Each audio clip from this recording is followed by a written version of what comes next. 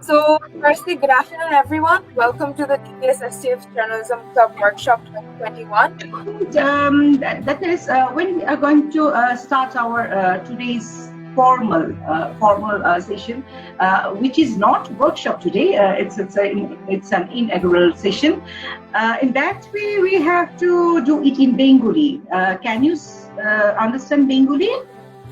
Okay, because without the language, or if you have a language barrier, it is really tough to do your journalistic activities in a place where you can't know what they are saying or what they mean or what they actually mean.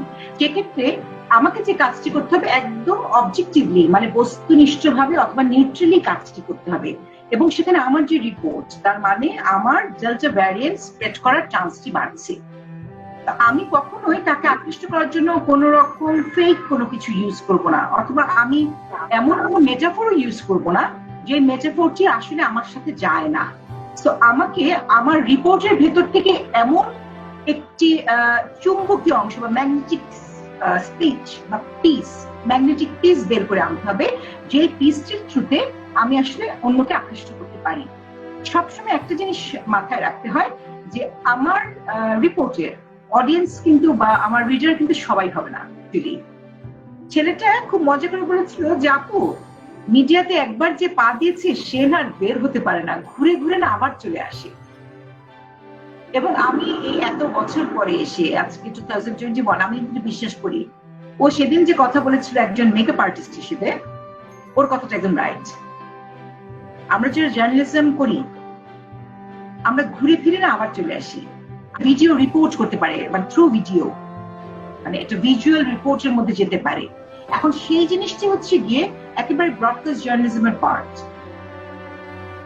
এবং আপনারা জানেন এখন mobile journalism আছে, এখন citizen journalism আছে। এখন সেই জায়গাতে কিভাবে কাজ করা যায়, আমরা এরকম মানুষগুলোকে ইনভাইট করতেই পারি। আমরা এক এক দিন এক এক সময় গল্পে বসবো, এবং আরো মজা হবে যখন আমরা যখন ফিজিক্যালি মিট করতে পারবো,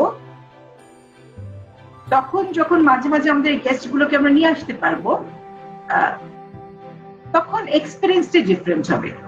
খেয়াল করে দেখেন, হ্যাঁ, সেখানে কিছু নারীরা বসবেন এবং নারীরা বসে খেলার সাত কাহিনী নিয়ে কথা বলবে, এবং যারা কথা বলবে বেশিরভাগ ক্ষেত্রে আপনি দেখবেন হচ্ছে যে তাদের যদি ব্যাকগ্রাউন্ড আমরা দেখি, তারা হয় কখনো মডেল ছিলেন, অথবা তারা হয়তোবা শো স্টপার হন, অথবা তারা হয়তোবা মডেলিং বোর্ডের সাথে আছেন, মানে এই টাইপের শোবিজের সাথে আছে। এরকম ব্যক্তিগুলোকে কিন্তু আমরা এখানে পেয়ে থাকি। তারা খেলা ভালো বুঝে, কোনো সন্দেহ নেই। জার্নালিজমকে আমি দুটো মোটা ব্যাগে ভাগ করে ফেলতে পারি। একটা হচ্ছে গিয়ে ডেজ নিউজ বেসড, আর একটা হচ্ছে অ্যাডভান্স।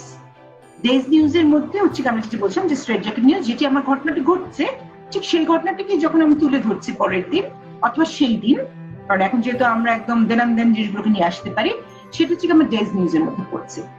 এর সাথে আরো কি পড়ছে, ফলো আপ করছে। কারণ একটি ঘটনা ঘটে কি কিন্তু শেষ হয়ে যায় না, আরো কিছু থেকে যায়। তো সেটি আমি যখন আবার ডেভেলপমেন্ট গুলো নিয়ে আসছি বা এরপরে আসলে কোন স্টেপে যাচ্ছে সেই জিনিসগুলো যখন নিয়ে আসছি, তখন সেটাকে আমরা এই ডেজ নিউজ ইভেন্টস গুলোর মধ্যে ফেলতে পারি।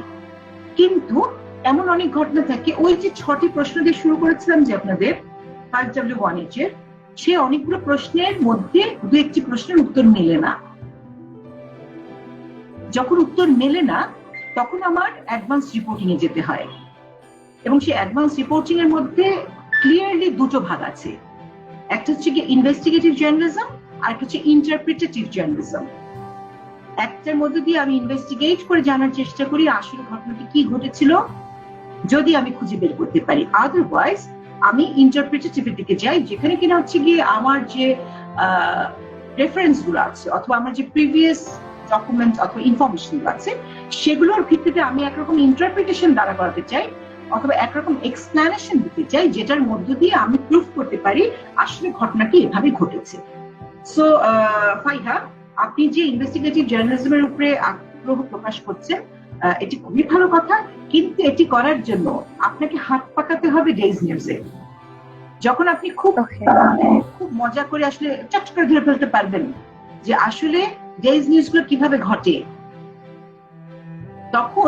সেখানের যে ক্লুগুলো আছে সেই ক্লুগুলো ধরে আপনি কোনো কোয়েশ্চেনকে সলভ করার জন্য ইনভেস্টিগেশনে বের হতে পারেন। এবং এখানে আরেকটা ছোট্ট কথা না বললেই না, সেটা হচ্ছে গিয়ে বলা হয়ে থাকে সাংবাদিকদের সবকিছু একটা একটা করে বেশি, নাক একটা বেশি থাকে, চোখ একটা বেশি থাকে, সেন্স একটা বেশি থাকে। তো নাকটা যে বেশি, এই নাকটাকে বলা হচ্ছে গিয়ে কুকুরের মতো নাক। কুকুর কি করে, খুব দ্রুত গন্ধ শুকতে পারে। আর জার্নালিজমের নোজটাকে বলা হচ্ছে গিয়ে নোজ ফর নিউজ। এই নাকটা সংবাদ শোকার নাক।